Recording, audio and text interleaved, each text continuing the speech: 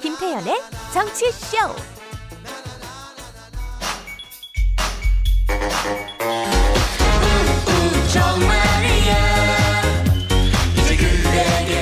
저희도 정치인들의 말을 풀어보는 시간, 여의도 정말이야. 두 분 모셨습니다.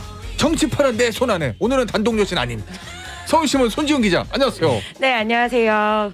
정치 거기서, 안윤상 거기서, 인간 복사기 김수민 사포론과 피처링 이재명, 윤석열. 오늘은 막 그러시면은 제가 부담스러워요. 네, 피처링 막 늘어날수록 부담스럽습니다. 오늘 3명만 합시다. 이재명, 윤석열은 해야 되고, 네. 안철수도 아까 저희 그 문자 들어왔어요. 실망입니다. 요거 해달라고. 제가 하다가 실패해가지고. 아, 네. 자꾸 시키시니 실망입니다. 목이 안 풀렸어요. 내가 더 잘하는 것 같기도 한데. 실망입니다. 아닌가? 자, 오늘은 저 사전 투표 첫날인데 두 분은 뭐 정치 고관여층이시니까 당연히 투표하시겠죠? 네, 저는 오늘 하고 왔습니다. 아, 정말요? 네, 왜냐면 이제 저희는 당일엔 너무 바쁘기 때문에 그렇구나. 원래 사전 투표 하는데 게다가 이제 또 코로나 상황도 있어서 저는 제가 일하는데 모든 변수를 없애기 위해서 그러네. 오늘 아침에 하고 왔습니다. 저는 어지간하면 투표는 당일에 합니다. 네네. 저도 원래 그 사전 투표 음모론 이런 거 아니에요. 아니고. 네, 저는 개인적으로 좀 사전 투표 제도에 비판적인 게 있어요. 그러니까 사전 투표를 두는 건 좋은데 본 투표하고 좀 갭이 있거든요. 며칠 상간에 그 사이에 무슨 일이 터질 줄 아나. 저도 그래요. 예. 저도 그래서 저도 본투표 항상 저는 한 3시에서 4시 사이 하거든요. 네. 오후에 늦지막히 마지막 내 한 표를 결정하냐 뭐 이런 말도 안 되는 생각을 하면서 사람 없을 때 그때 항상 했는데, 저도 김수현 평론가랑 좀 생각 비슷한 게 변수가 많잖아요. 그쵸. 그러니까 사실은 네. 그럼 아예 본투표 앞에 한 이틀을 붙이든지. 그러니까 저도 그런 그게 의견이에요. 맞지 않나 싶어. 네. 어. 그렇지만 어쨌든 뭐 제도는 돼 있는 것이고 또 행여나 수요일에 투표를 못할 가능성이 조금이라도 보인다라고 하시는 분들은 뭐 투표 사전 투표 하시는 거 적극 추천드립니다. 아, 근데 갑자기 생각났어. 왜 사전 투표랑 본투표 떨어져 있는지. 우편으로 가야 되니까. 네. 네, 그죠. 우편으로 가서 이제 네네. 그 원래 그 관 내로 가야 되니까 그래서 그런가 보다. 그죠. 택배를 보낼 수도 없고. 알겠습니다. 마지막 여론조사 결과 얘기를 해봐야 되는데, 앞서 저 뉴스온더블락에서 했었던 저 김동인 기자가 소개해드렸던 머니투데이가 한국갤럽에 의뢰한 조사에는 뭐 42.5 대 42.2 이렇게 오차범위 내로 초박빙인데, 지금 얘기해보고 싶은 건 이거예요. 어제 이제 SBS 여론조사. 요거 좀 소개 좀 해주시죠. 네, 이제 여론조사 공표 금지 기간이 들어가기 전에 마지막 여론조사입니다. 이제 방송 3사 공동조사고요. 이번 조사가 이제 우리 선거 당일에 출구조사하는 업체들이랑 이제 같이 한 겁니다. 네. 자, 그래서 일단 여기에는 안철수 후보의 사퇴가 반영되지 않았고요. 대선 지지도 윤석열 후보 42.1%, 이재명 후보 37.1%인데 격차가 5.0%포인트 오차 범위 바뀝니다. 이제 같은 조사에서 2월 중순에서는 두 후보의 차이가 이 오차 범위 내에 있었거든요. 근데 지금 이게 벌어지는 추세가 이번 마지막 여론조사에서도 확인이 됐습니다. 그리고 이제 당선 가능성 또 이재명 후보가 41.3%, 윤석열 후보 47.1%로 오차 범위 바뀝니다. 그래서 이번 조사는 1일에서 2일 동안 실시가 됐고요. 전국 유권자 2,000명이고 표본 오차는 신뢰 수준 95%에 플러스 마이너스 2.2% 포인트입니다. 자세한 내용은 여론조사 심의 참조하시면 됩니다. 자, 김수현 평론가. 참 희한한 게 이 앞서 저희가 뉴스온더블락에서 말씀드렸던 여론조사하고 지금 손지훈 기자가 말씀드렸던 어제 SBS 여론조사가 네. 근데 거의 비슷한 시기에 조사한 거고, 단일화 안철수 후보까지 당시 후보까지 포함해서 한 거잖아요. 근데 SBS 방송 3사 여론조사는 오차 범위 밖에 윤석열 후보 승. 앞서 말씀드렸던 갤럽 여론조사는 초박빙. 이거 어떻게 해석해야 돼요? 어떻게 이렇게 다를 수가 있지? 네, 뭐 지금까지 그 질문을 하시면 어떡합니까? 그러게 말입니다. 네. 죄송합니다. 제가 드리고 싶은 말씀이 지금 방금 농담으로 드린 건데 이제 드리고 싶은 말씀은 아직까지도 여론조사가 이렇다라고 하는 겁니다. 저도 이제 이게 뭐 하루 이틀 된 현상이 아니잖아요. 기관마다 또 조사 방법마다 차이가 나는 것이 이번엔 좀 더 예전보다 더 그렇죠. 그런 게 예전 많은 대선에는 것 같아요. 이렇게 현상은 이런 현상은 없었거든요. 네. 그리고 저는 개인적으로는 이 선거 막판으로 가면 네. 조사 기관 조사 방법 떠나서 비슷비슷해질 거다라고 생각했는데 그 예상까지 깨져버렸어요. 그래서 제가 네. 드린 말씀이에요. 그래서 저는 이제 이 여론이라는 게 좀 무르익지 않은 대선이었다 이번에.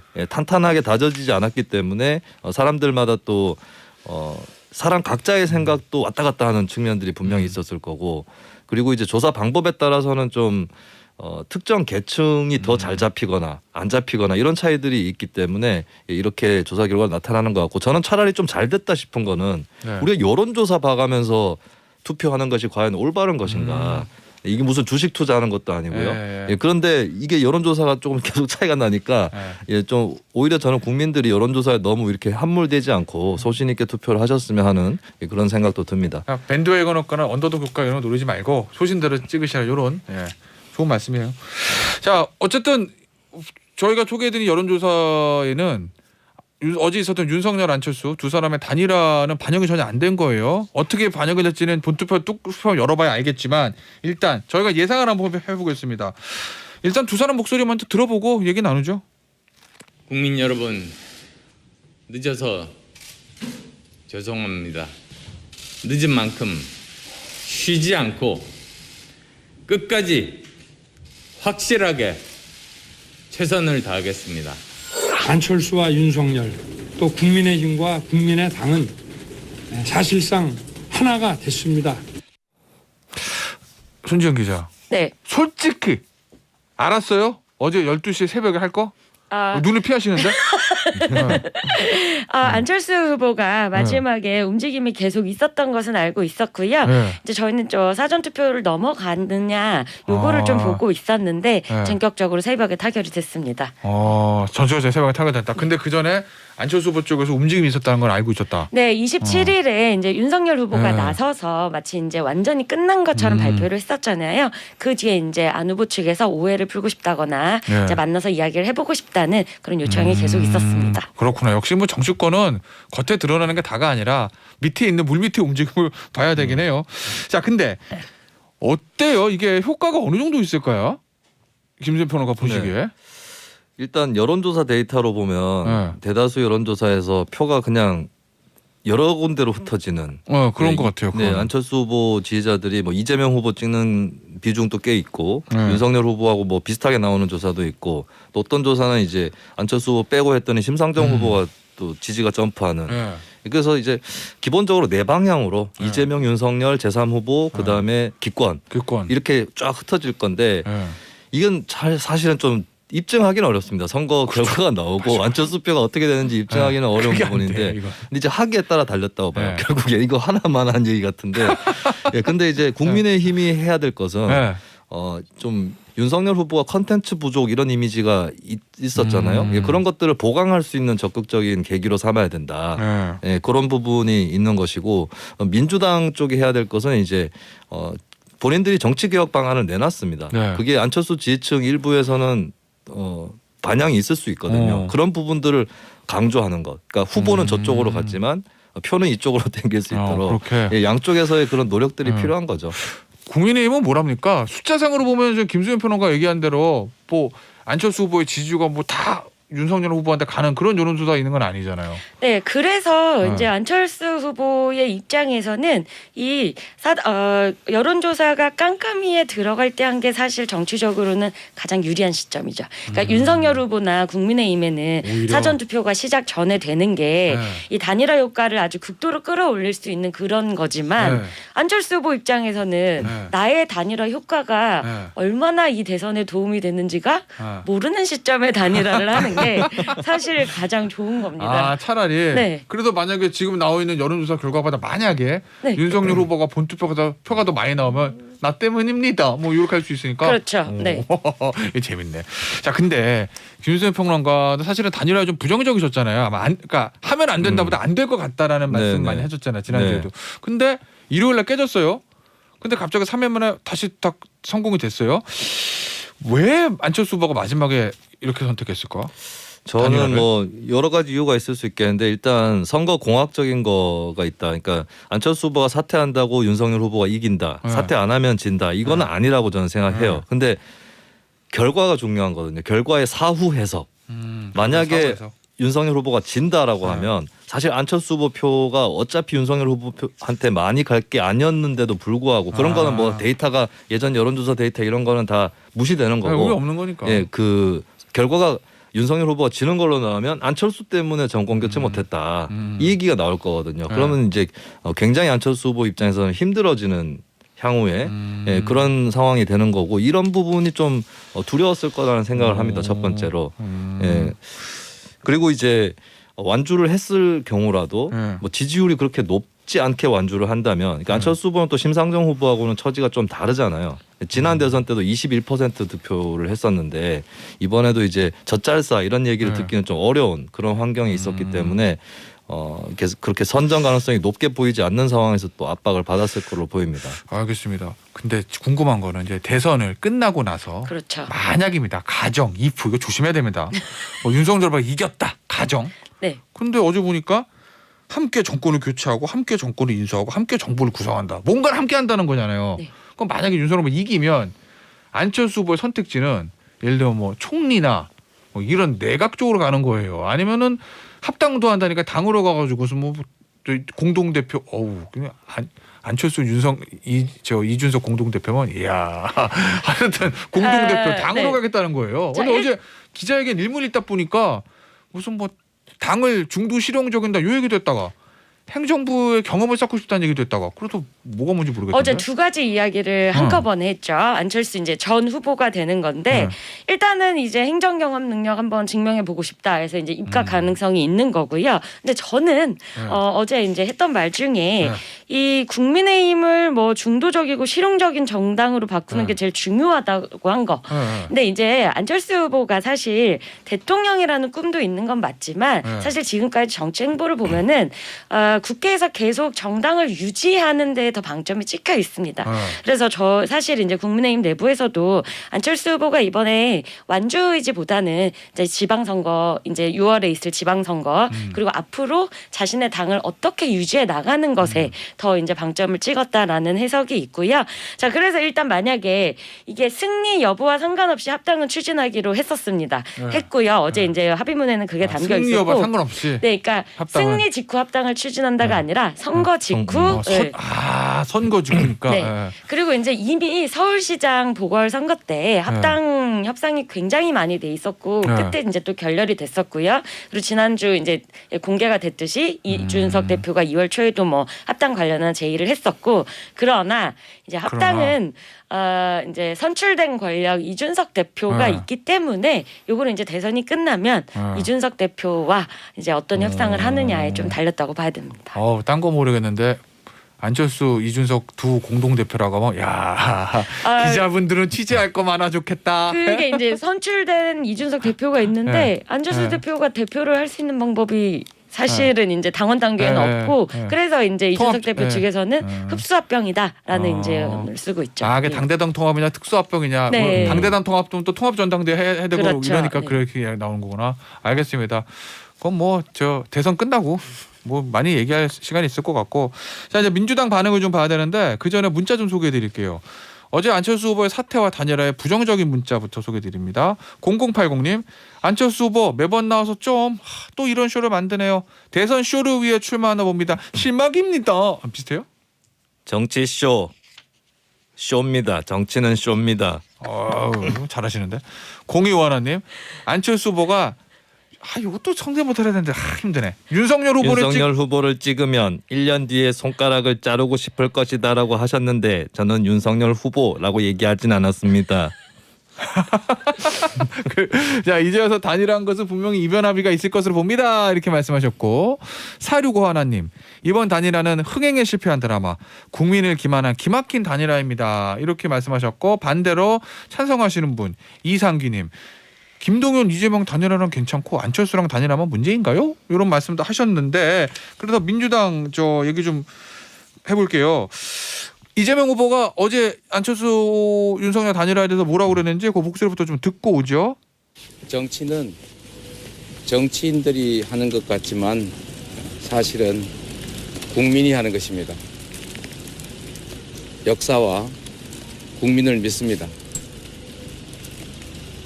민생 경제, 평화, 통합의 길을 꿋꿋하게 걸어가겠습니다. 일단 김수현 평론가. 네. 민주당에서 보니까 뭐 자리 나누기 야합이다 뭐 이런 얘기들 하고 예전에 2002년이군요. 2002년 대선 때 노무현 정몽준 단일화에서 마지막에 정몽준 후보 사퇴한 거.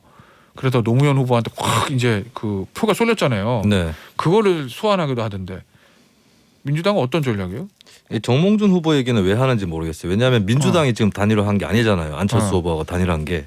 그래서 저는 이제 이재명 후보 앞서서 목소리 들으셨는데 이재명 후보 정도의 대응이 적절했다고 봐요. 뭐 헐뜯고 이런 것보다는. 근데 민주당 쪽에 이 역할 분담이겠지만 민주당 쪽의 논평은 좀 오히려 휘말려드는 듯한 느낌이 좀 들고 그 양당을 좀 다 지적을 제가 해야 되겠는데 3월 2일, 3일 연속으로 진짜 희극처럼 일들이 벌어졌어요. 그러면서 3월 2일에는 그 전날이죠. 김동연 후보가 이재명 후보하고 연대를 하기로 선언을 했잖아요. 3월 2일에 국민의힘에서 논평 내가지고 더러운 물결이다. 새로운 물결이 아니라 더러운 물결이다 그랬는데 그 다음 날에 안철수 윤석열 단일화가 돼버렸단 말이죠. 그러니까 또 민주당에서 야합이다. 이러고 지금 서로 둘이 그러고 있는데 어차피 같은 행동을 비슷한 행동을 한 거거든요. 그러면 이제 자기 쪽에서 거둔 결실 이런 것들을 가지고 적극적으로 홍보를 할 생각을 하는 게 낫다. 상대방에서 단일화한 거를 욕할 생각보다는. 근데 뭐 대한민국 정치권을 공통적으로 관통하는 키워드는 내로남불인 것 같아요. 특히 이번 대선은 평행이론 대선이에요. 양쪽이 이제 계속 비슷한 현상들이 일어나고 그런 게 있습니다. 근데 민주당에서 지금 어제 보니까 24시간 비상대응 체제라고 하고 좀 비상이 걸려가지고 뭔가 좀 뭐랄까 좀 선대위가 분주하고 좀 돌아가는 것 같긴 하던데 민주당 반응은 좀 어때요? 아까 김수민 평론가도 말씀하셨지만 좀 약간 안 해도 말들을 많이 했잖아요. 이게 그러니까 김동연 후보랑도 자기들이 합쳤는데 이 안철수 윤석열의 단일화를 비판하는 게 분명히 내로남불 지적이 있어요. 그리고 이게 지금 이번 대선을 관통하는 한 정권 교체 여론의 아주 중요한 부분을 차지하는 게 내로남불인데 그걸 자극하는 걸 알면서도 이럴 수밖에 없는 거는 이재명 후보에 대한 이 전통적 지지자들의 결집력이 약하기 때문에 어쩔 수 없습니다. 그래서 야권 단일화라는 이 변수가 나왔다. 그러면 우리 지지자들 반드시 다 투표장으로 나와야 한다라는 이제 메시지를 강하게 주는 거고요. 지지층 결집 큰일 났는데 이런. 그리고 어제는 이제 이해찬 전 대표가 뭐라고 했냐면 2007년 17대 대선에 이명박 정동영 후보 사례를 들면서 이명박 대통령을 만들어낸 가장 큰 책임은 당시 민주당에 있고 두 번째 책임은 이명박 후보에게 투표한 유권자에게 있다고 해도 기권하신 분들의 미필적 고의도 있다라고 했습니다. 그렇다면 이재명이 뭐 이렇게 조금 마뜩치 않아서 찍지 않는 민주당 지지자들의 또 미필적 고의를 이건 자극한 발언이죠. 그러니까 투표를 확 끄는데요. 맞으면 지지층 결집을 노리는 그러니까 국민의힘에서도 그걸 걱정하는 거죠. 혹시 이게 이 역풍이란 게 위험하다 해서 민주당 지지층 결집하지 않을까 하는 거. 알겠습니다. 요거는 진짜 여론조사가 발표 안 되기 때문에 투표를 열어봐야 알 것 같아요. 최종 투표를 봐야 단일화가 어느 정도 효과가 있었을까. 뭐 그것도 사실 추정이죠. 그렇죠. 알 수는 없는 거고. 알겠습니다. 이재명 후보 요거 하나만 마지막 볼까요? 어제 여성 공약 발표했던데 김수현 평론가 여성 안심 대통령 이게 아무래도 국민의힘의 윤석열 후보가 이준석 대표와 같이 하면서 이제 2030은 남성 쪽으로 확 쏠리니까 그거에 틈새를 공략하겠다 뭐 이런 계산도 있다고 봐야 되나? 예, 그렇다고 봐야 될 것 같고요. 2030 여성 같은 경우는 좀 부동층이 많은 편이에요. 혹은 이제 소수정당 지지층도 두터운 편이고 그렇기 때문에 막판에 결집을 시켜야 된다라고 하는 그 선거 법칙에 따라가는 거라고 볼 수가 있겠고 이게 또 관건이 되는 것이 안철수 후보가 사퇴를 했는데 안철수 후보 지지층 중에서 2030 여성 또 꽤 있는 편이었거든요. 이쪽 표를 이제 끌어당기기 위한 이제 전략들이 시작이 되는 거고 또 이제 이재명 후보가 안철수 후보 사퇴 이후에 윤석열 후보하고 맞대결을 막 펼쳐야 되는 상황이잖아요. 그렇기 때문에 또 한편으로는 심상정 후보 쪽 지지층에 대해서도 계속 끌고 오는 전략을 펴야 되는데 일단은 20대 여성 이렇게 또 코드를 잡은 거고 여기에 대해서 또 이제 정의당의 류호정 의원하고 이쪽하고 지금 민주당 간의 신경전 혈투가 벌어지고 있다. 이게 막판에 또 변수가 될 것 같습니다. 알겠습니다. 오늘 여의도 정말이야는 여기서 마무리하고요. 다음 주 금요일 대선 이후에 두 분 다시 모시고 대선 얘기 한번 해보도록 하겠습니다. 지금까지 서울신문의 손지은 기자, 김수현 시사평론가였어요. 감사합니다. 고맙습니다. 감사합니다.